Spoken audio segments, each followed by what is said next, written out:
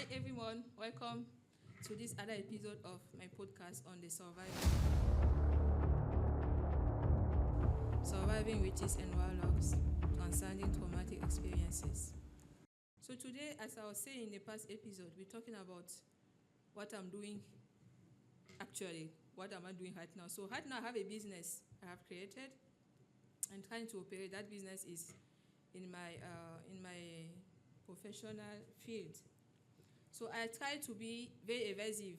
I don't give many details because the whole podcast is about raising awareness. It's not about pointing to specific people or specific situation or specific professions. Because what I'm telling you today, everything that I told you during this podcast is happening to people. It has happened to people who have been unalived, and it's still happening. It's like I'm not the only one who went through it. I'm just a survivor. So some blood relative from my father's side, they hired someone to open a business near mine. That person was from the same family. They gang up to do witchcraft against me when I was in Europe. So that guy whole was to give them information on my whereabouts, my move. When am I in the office? When am I out? When did I leave the office? When did I come back? And all those stuff. And they were using that guy to do witchcraft against me and my business. And that guy is doing it. He knows. Anyway, he knows that I even don't want to have anything to do with him or to have any kind of association with him. I'm sorry. When I know you are a karmic person, I don't associate with you. I understand now that those people, like demon, all those people who are empty vessels, like they are who are witches and warlocks, they are empty vessels. So they need other people to siphon energy from, to siphon life, so that they can feed their own vessel, empty vessel. So now I'm very careful I'm very careful about the people I interact with. I'm very careful with the type of people I befriend with, or I get close to. I'm very, very careful. So the thing is, why are they keeping attacking me till today? The thing is, people from blood, those witches and warlocks who are from my blood, like those blood relatives, they did a witchcraft also, which is every time I go through a loss, like I put in my energy towards something and then it collapses. When it collapses, they harvest that energy and use it for their own benefit. So that's why they are still attacking me, because they wish and they want the business also to collapse, so that they can harvest the energy that is coming from that collapse. But the thing is, and I'm very surprised that all those people from all those spaces, family space, friendship space, work space, community space, I'm surprised that they didn't sit with themselves and ask questions about me, and ask questions about why they have been attacking me and I'm still alive. And I realized that those people, they pretend to be religious, but they don't believe in God. That's what I realized. People will see them as good people, good members of the community, good professionals, good human beings. But in fact, they are more evil than the devil that they are calling. They are more evil than the demons they call against me. Sometimes the demon they are calling, as God revealed to me, he refused to attack me.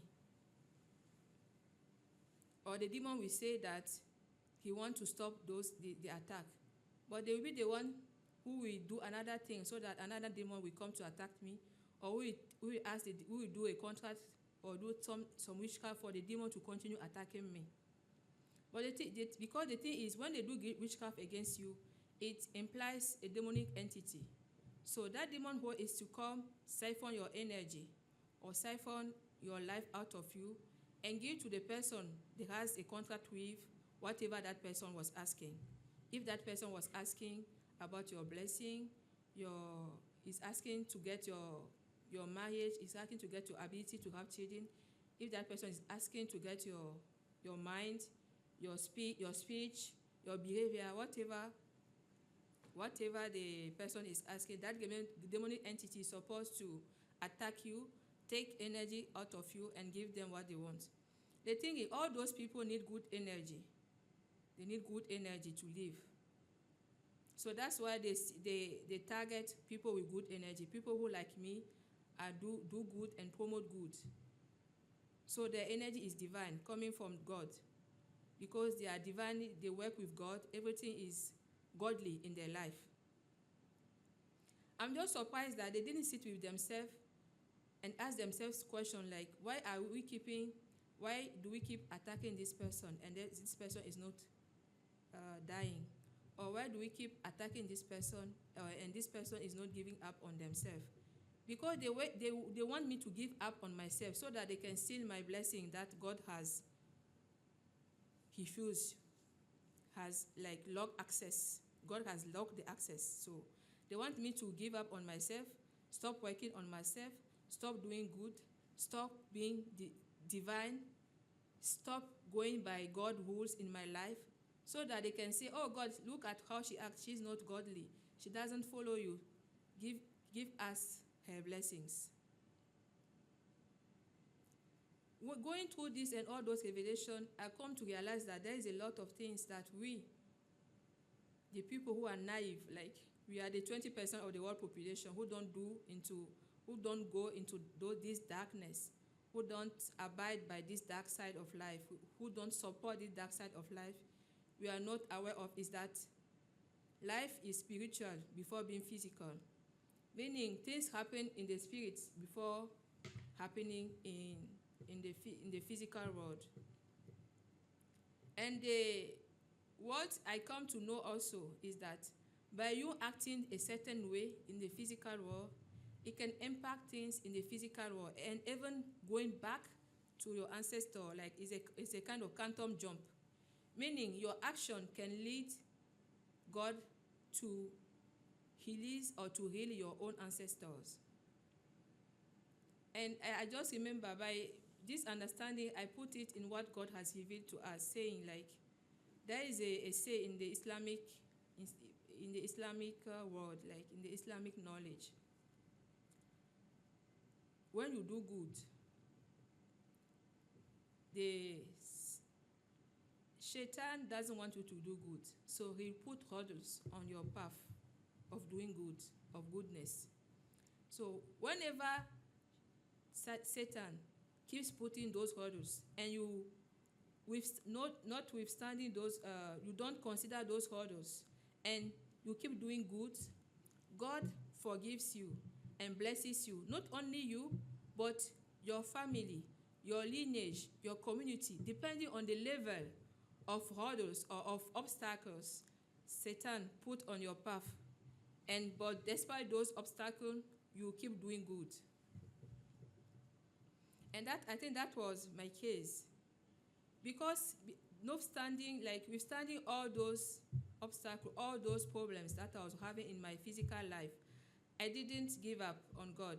I was still believing, having complete trust in Him, because I was understanding that as a human being, my prayer every day to God was to be close to Him in paradise, to get the honor to see His face, to be close to, I'm a Muslim, so I wanted to be close to the Prophet Muhammad sallallahu alaihi wasallam. So whatever was coming in my way, whatever difficulty I was having, I was always having faith in God. I know God was by me. I know He was by my side. And I knew, and I still know that He will never leave me or never gave up on me. So I was not giving up on Him too. And in fact, if I'm alive today in front of you, it's because God has permitted that. He has decided that my life, my story will be a testimony. He wanted my life and my story to raise awareness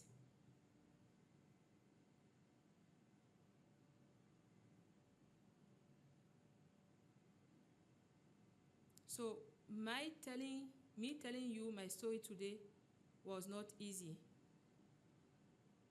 And me telling you my story today was because I went through the healing. I was able to heal the pain, the, the anger, the dissatisfaction, the betrayals, the shocks, the trauma.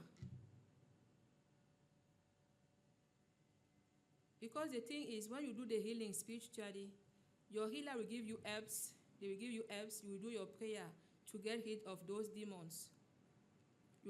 He will also give you food to eat with herbs. It's always herbs, natural product, to get healed, to be healed, like to be healed physically.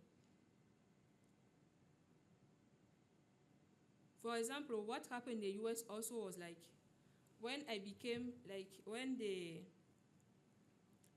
angels took my soul out of my body, it was because God wanted to protect my soul, because my body was already in so much pain.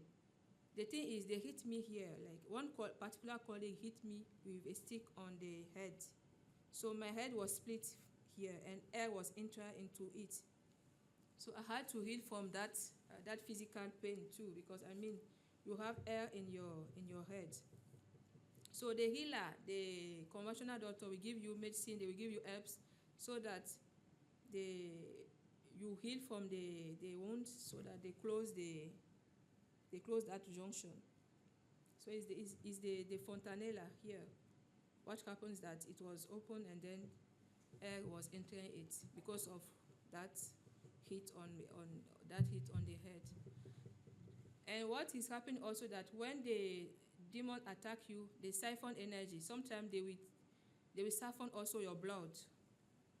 So you will have anemia as a consequence of it. So all those are like kind of physical consequences of the spiritual attack. One other thing is, some of the warlock we do something they call, it's a spiritual attack but physical. Like they can, for example, they can use a gun, a spiritual gun, and fire it at you. They can use an arrow and throw it at you. So all those also were kind of spiritual attack. The aim was still the same, because they wanted you dead. They wanted to kill you. So you have to heal from those wounds due to the bullets that you receive spiritually, or the arrows that they throw at you spiritually. But in all those stories, you have maybe recognized the patterns or everything, those things that keep coming in all those groups: family, friendship, workspace, community.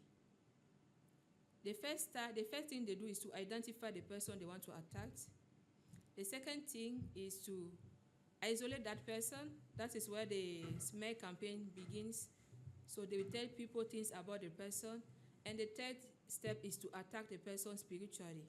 Try to unalive the person, or start siphoning energy or whatever from that person.